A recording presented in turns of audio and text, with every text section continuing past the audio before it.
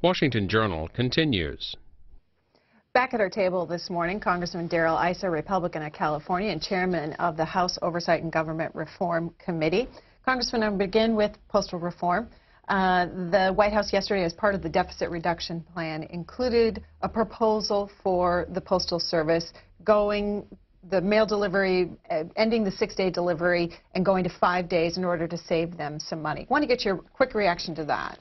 Well, unfortunately, it doesn't belong connected to the budget in any way, shape, or form. This is an independent agency that has a mandate to operate at or above a break-even, and it can. The Postal Service's $10 billion loss this year is primarily a loss for failure to make reforms and appropriately right-size their workforce. The administration also outlined a plan that would return about $6.9 billion over 2 years in overpayments that have accrued in the federal employees' retirement system back to the Postal Service. On Friday, the President's own accounting showed there's no overpayment, so the weekend must have had some epiphany.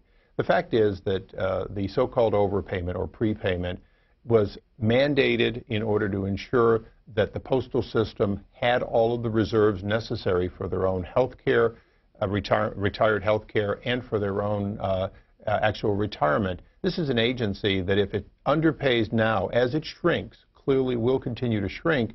You and I are going to be on the hook for tens or hundreds of billions of dollars of payments that they should be making today.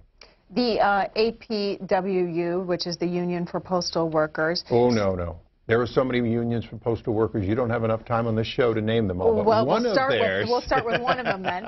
The agency said that it needs relief from the requirement that it pre-fund its retirement health care benefits. The president of it said no other federal agency is required to pre-fund its health benefit obligations, and very few private sector firms do so. Well, that's just disingenuous.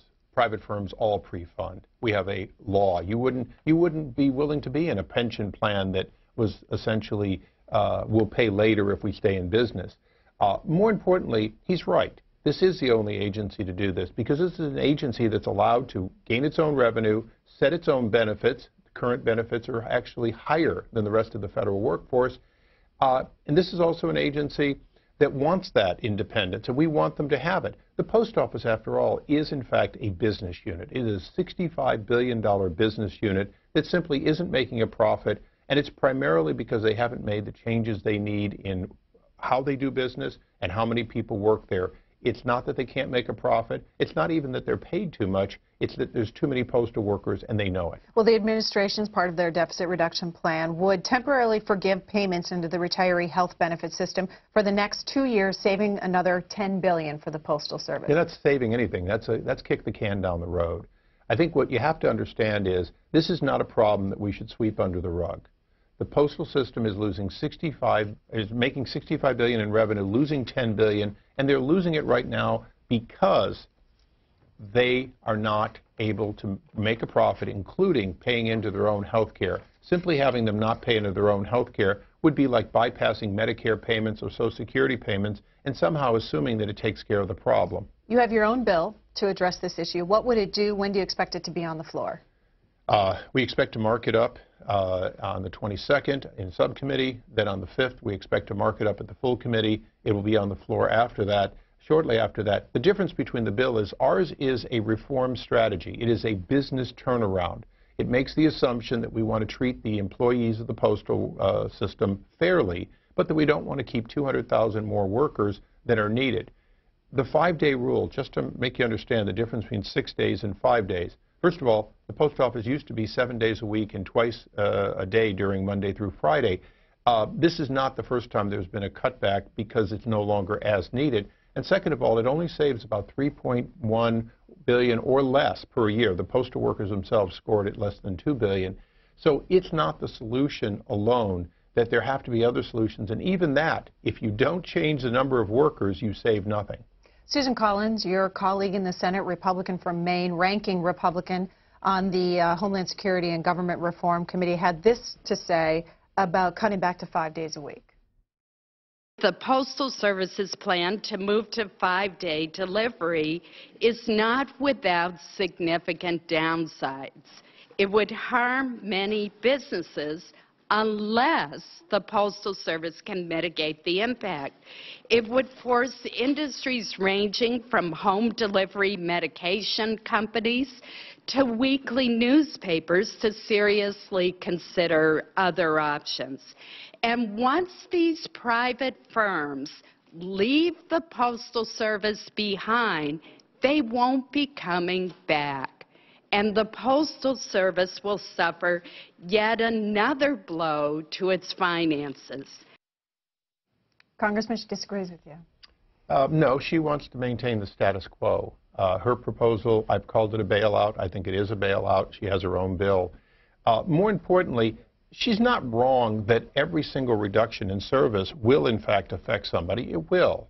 I think she stresses the point beyond reasonable about medicines and so on. If you absolutely need medicine delivered on Saturday, you're probably going to use a special express mail. You're not going to simply hope it arrives on Saturday in a normal 2 or 3 day delivery that might happen.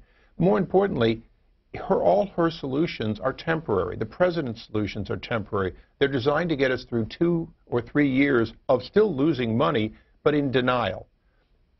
Quite frankly, we either have to be the United States of America and reset this agency to make money the way it was supposed to and can, or we're Greece in denial about having too many federal workers. And understand, my proposal does not mandate going from 6 to 5. It has over $10.6 billion worth of savings out of about $18 billion that are possible. If they choose to continue 6-day delivery, they simply have to make some of the other changes. And I know postal's a little boring, but let me just tell you something to your viewers. 109 million homes in America, roughly, have a box that they walk out their house and they go down the street or they go to their curb and they get their mail. About 37 million have it delivered to their chute. If you have yours delivered to the chute, you're part of a $5.5 billion cost. If you have it delivered to the curb, then somebody else having it delivered to the chute is actually costing $5.5 billion, meaning we can save more money by simply having people go to a common mailbox rather than someone walking all the way up to their door. That change alone saves more than all the other proposals people are talking about. That's the kind of thinking the post office has to have. Here's what the American Postal Workers Union says about your proposal and what you're advocating. They say this: Congressman Darrell Issa, who likes to portray himself as a fierce opponent of wasting taxpayers' money, has created a slick, high-tech website that bashes the Postal Service using, you guessed it, taxpayers' money. The website, a production of the House Committee on Oversight and Government Reform, is intended to generate support for legislation sponsored by the congressman that would destroy the Postal Service as we know it. In testimony before the committee on April 5th in 2011, APWU's president pointed out that this hearing is costing more in tax dollars than the Postal Service gets in tax dollars. Well, first of all, that's not true. The Postal Service gets a few $1 million, which I'd like to end too. And the postmaster himself has said, stop giving us the few $1 million.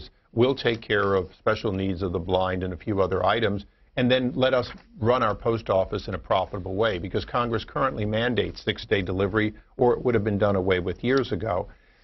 You know, I have a budget, a few $1 million budget, and I choose to use it to push the reforms that I think are appropriate.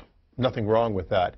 But I will tell you something. If you go to our website for the Oversight Committee, what you'll find is a little dial activity where you can decide what you want to cut. And based on independent CBO scoring, you'll see how much you'd save. And what people are finding is they go there and they start figuring out how to save $10 billion, and they fairly quickly start looking at things that make sense to them. And we're scoring that because, quite frankly, we want to know what the priorities are of people who will go to that. And I'd suggest all the union workers for all the various unions can go ahead and go there and figure out how to save $10 billion out of a whole group of options. Other topics to talk to you about. The people have heard in the news last week. You know, there's nothing more important than postal here this morning, but I'll let you drift on. All right, all right. Solyndra, the solar panel company, was in the news last week.